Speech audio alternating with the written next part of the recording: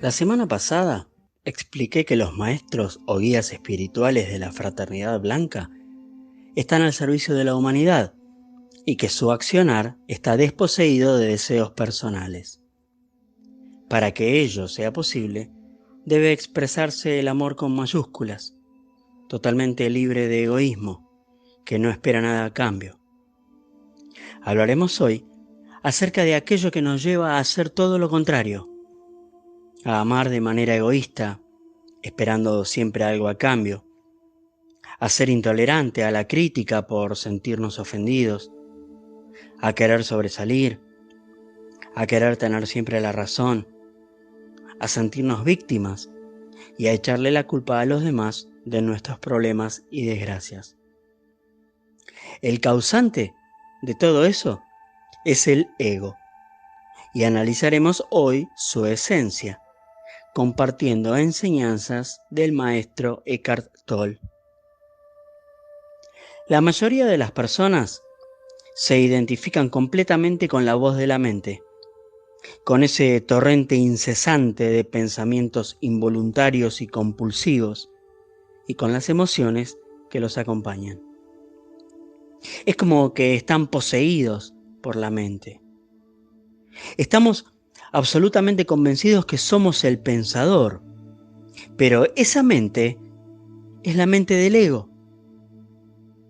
Esta mente tiene una sensación de ser, de yo egoico en cada pensamiento, en cada recuerdo, interpretación, opinión, punto de vista, reacción y emoción. Esto significa un estado de inconsciencia que hace que estemos condicionados por nuestro pasado, por nuestra crianza, por la cultura, la historia familiar, etc., teniendo patrones reactivos repetitivos y persistentes con los cuales nos identificamos. En realidad, no somos libres cuando pensamos o sentimos emociones, pues es el ego quien habla o quien siente, no nosotros, la conciencia que verdaderamente somos. El ego consta de pensamiento y emoción, un paquete de recuerdos en realidad que identificamos con yo y mi historia, con papeles que representamos habitualmente sin saberlo, con cierta nacionalidad, religión, raza, clase social o inclinación política. También con bienes materiales que poseemos y con opiniones, apariencia física, resentimientos acumulados, ideas de superioridad o inferioridad, de sentirnos exitosos o fracasados. El contenido del ego varía de una persona a otra, pero son diferentes solo en la superficie. En el fondo son todos iguales. Opera la misma estructura. ¿En qué sentido son todos iguales? En que viven de la identificación y de la separación. El ego lucha permanentemente por sobrevivir, tratando de protegerse y engrandecerse, y para ello necesita el pensamiento opuesto de el otro, que se transforma en una especie de enemigo. Si observan bien sus pensamientos, verán, hay un patrón repetitivo, que es el hábito de hallar fallas en los demás y de quejarse de ellos. Jesús decía al respecto: ¿por qué ves la paja en el ojo ajeno y no la viga en el tuyo propio? En una escala mayor, existe la violencia física entre los individuos, y en una escala aún mayor, las guerras entre países. Observen, por favor, esto que acabo de citar, y verán que cuando criticamos o condenamos al otro, nos sentimos más grandes y superiores. Renegar es una de las estrategias predilectas del ego para fortalecerse. Cada queja es una historia inventada por la mente y la creemos ciegamente. No importa si verbalizamos nuestras quejas o si las pensamos en silencio. Cuando hacemos esto, nos lamentamos en particular de los demás. Lo hacemos inconscientemente, no sabemos lo que hacemos. Aplicamos rótulos negativos a los demás, ya sea en su propia cara o cuando hablamos de ellos con otros, o sencillamente cuando se piensa en ellos. Es la necesidad que tiene el ego de tener la razón y triunfar sobre los demás. En el siguiente nivel están los gritos y las injurias, y en el próximo, la violencia física. El resentimiento es la emoción que acompaña a las lamentaciones. Equivale a sentir amargura, indignación, agravio u ofensa. Resentimos la codicia de la gente, su deshonestidad, su falta de integridad, lo que hace, lo que hizo en el pasado, lo que dijo, lo que no hizo y debió haber hecho. Al ego le encanta. Y en lugar de pasar por alto esta inconsciencia de los demás, la incorporamos a su identidad. Creemos que ellos son eso, pero en realidad son conciencia. Es decir, que nuestra inconsciencia tiene resentimiento de la inconsciencia de los demás. Y así hay una inconsciencia colectiva. A veces, nuestra inconsciencia inventa errores en los demás y otras veces los amplifica. La única forma de no reaccionar es reconocer que el comportamiento del otro viene del ego, que es una expresión de una disfunción colectiva que tiene la humanidad, que tenemos todos. En ocasiones puede ser necesario tomar medidas para protegernos de personas profundamente inconscientes. Y podemos hacerlo sin crear enemistad. Debemos permanecer en la conciencia, comprender que el ego es un mal que nos afecta a todos. No personalizar la inconsciencia del ego. Esto significa no echarle la culpa a la suegra, al vecino, al ex esposo o esposa, sino al ego de la humanidad, que los sumerge en un estado de separatividad, de agresión, de abuso. No reaccionar no es un signo de debilidad, sino todo lo contrario, es un signo de fuerza. También podemos perdonar, que significa dejar pasar por alto. No reparar en el ego, sino mirar la cordura alojada en la esencia de todos los seres humanos. Al ego también le encanta quejarse y resentirse de las situaciones. Decimos, esto no puede estar sucediendo. No quiero estar aquí. Es una injusticia tener que hacer esto. Esto sucede porque el peor enemigo del ego es el momento presente, es decir, la vida misma. Y el ego no acepta las cosas como se presentaron.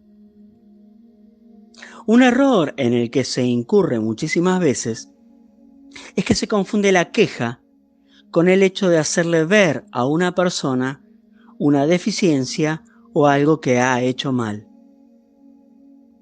Eckhart Tolle da un ejemplo maravilloso. Supongamos que vamos a un restaurante y pedimos una comida. Cuando nos la traen, está fría. Dentro nuestro hay un yo que le encanta sentirse personalmente ofendido. Entonces este dirá, ¿cómo se atreve a traerme la comida fría? Esa es la voz del ego. Y si la atrapáramos en el momento previo a expresarse, surgiría la conciencia y le pediríamos al mozo que por favor nos caliente la comida. Así es como nos liberamos del ego, de la mente no observada. Tan pronto como tomemos conciencia del ego que mora en nosotros, dejaremos de ser ego para ser presencia, pues la conciencia y el ego no pueden coexistir. Pero cuidado, porque los hábitos mentales pueden sobrevivir y reaparecer durante un tiempo, porque traen el impulso de miles de años de inconsciencia colectiva. Pero cada vez que se los reconoce, se debilita. Mucha gente posee un resentimiento hacia una persona durante un largo tiempo, años, e incluso hasta el día de su muerte. Si hay alguien en su vida a quien no haya perdonado totalmente, o a quien considere su enemigo, debe tomar conciencia del agravio tanto a nivel mental como emocional. Eso implica tomar conciencia de los pensamientos que lo mantienen vivo y sentir la emoción con la cual el cuerpo responde a esos pensamientos. No se esfuerce por deshacerse del agravio. El esfuerzo de perdonar y de soltar no sirve. El perdón se produce naturalmente cuando vemos que el rencor no tiene otro propósito que reforzar un falso sentido del ser y mantener al ego en su lugar. Ver es liberar. Cuando nos quejamos, encontramos faltas en los demás y reaccionamos. Quizá no sea fácil reconocer que nos sentimos superiores cuando nos quejamos. Por ejemplo, nos quejamos de una situación de tráfico, de los políticos, de la codicia de los ricos, de los desempleados perezosos, de los colegas, del ex esposo o ex esposa. Cuando nos quejamos, la noción implícita es que tenemos la razón, mientras que la persona o la situación motivo de la queja está equivocada. No hay nada más que fortalezca al ego que tener la razón. Al ego le encanta fabricar errores para tener razón. En otras palabras, necesitamos que otros estén equivocados a fin de sentir fortalecido nuestro ser. Cuando tenemos la razón, nos ubicamos en una posición imaginada de superioridad moral, y eso es lo que el ego ansía. No hay duda que los hechos existen. Si decimos que la luz viaja más rápido que el sonido, y otra persona dice lo contrario, es obvio que tenemos la razón y que la otra persona está en el error. ¿Hay ego en esto? Si simplemente afirmamos lo que conocemos como cierto, el ego no participa. Ahora, si decimos, créame, yo sé, o ¿por qué nunca me creen?, es porque el ego ha entrado a participar. El yo se siente disminuido u ofendido porque alguien no cree en lo que dijo. El ego se toma todo a pecho y hace que se desaten las emociones. Se pone a la defensiva y hasta puede agredir. ¿Estamos defendiendo la verdad? No, porque la verdad no necesita defensa. En realidad, nos defendemos a nosotros mismos, o más bien, defendemos la ilusión de lo que creemos ser. Solo a través de la conciencia podemos ver, esta es la situación y aquí está la ira que siento, para después darnos cuenta de que hay otras formas de ver la situación, otras formas de pensar, y que ello no nos debe enojar. Más allá de yo tengo la razón y los demás están equivocados, en una situación simple, lo peligroso es cuando se produce a nivel de religiones o naciones.